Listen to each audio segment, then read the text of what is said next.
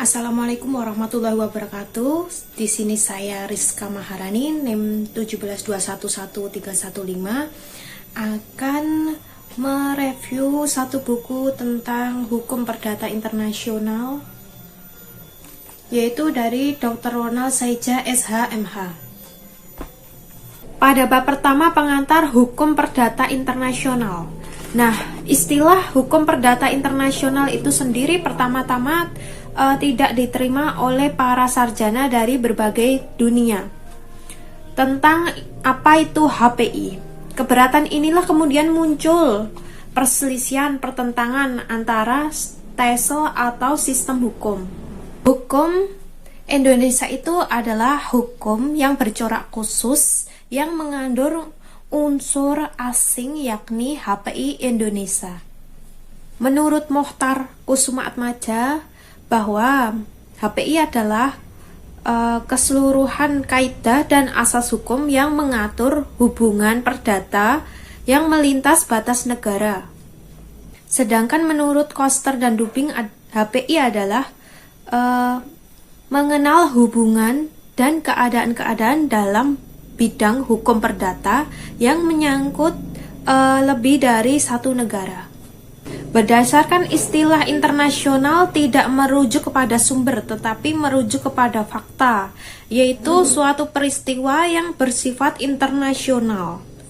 Persoalan HPI meliputi yang pertama, perkawinan dan perceraian, yang kedua, jual beli internasional, yang ketiga, duit kenegaraan, yang keempat, undang-undang agraria yang dikaitkan dengan perkawinan campuran, yang kelima, adopsi internasional. Asas-asas hukum perdata internasional: asas berkontrak, asas konsensualisme, asas kekuatan mengikat, asas ganti rugi, asas kebebasan, dan asas ketetapan waktu, serta asas peralihan risiko.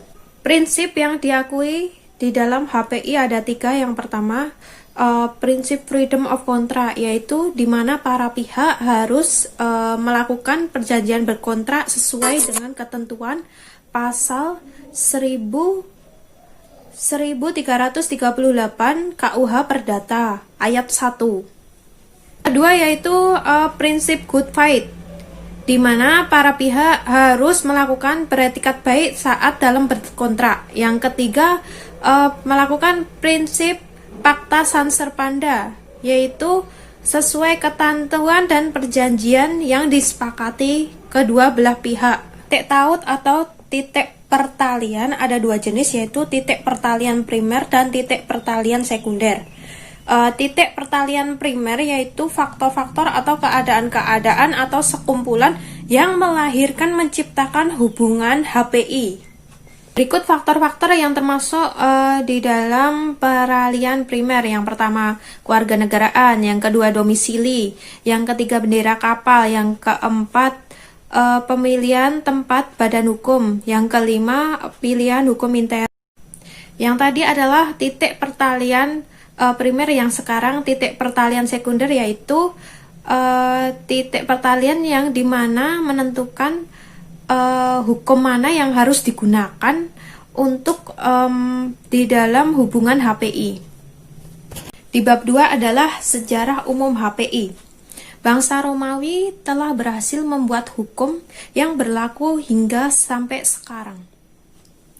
HPI sendiri adalah hukum perdata yang bersifat internasional karena adanya hukum asing. Jika kita menekankan sifat internasionalisme di dalam HPI, maka secara teoritis sepanjang sistem hukum perdata internasional bangsa juga mempunyai suatu sistem hukum perdata intern. Pada bab 3 adalah renvoi atau penunjukan kembali.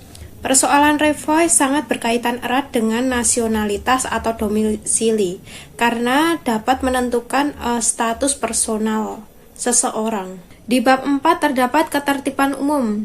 Di dalam hukum perdata internasional ada ketertiban umum ada dua, yaitu ketertiban umum internasional dan ketertiban umum intern. ketertiban umum internasional meliputi kaidah-kaidah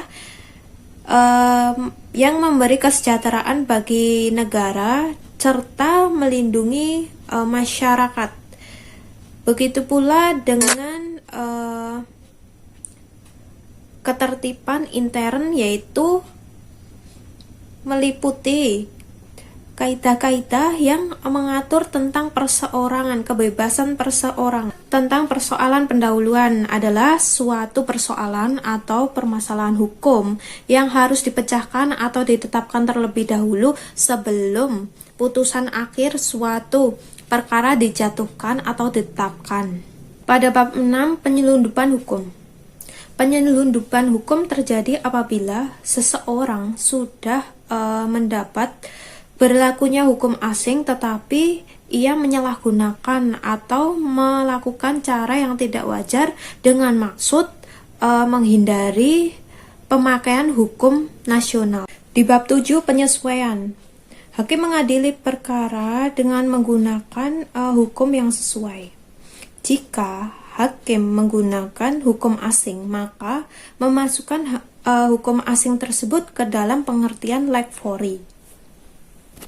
Pada bab 8, yaitu status personal, di mana status personal tersebut adalah keadaan suatu pribadi dalam hukum yang telah diberikan dan diakui oleh negara untuk mengamankan lembaga-lembaganya.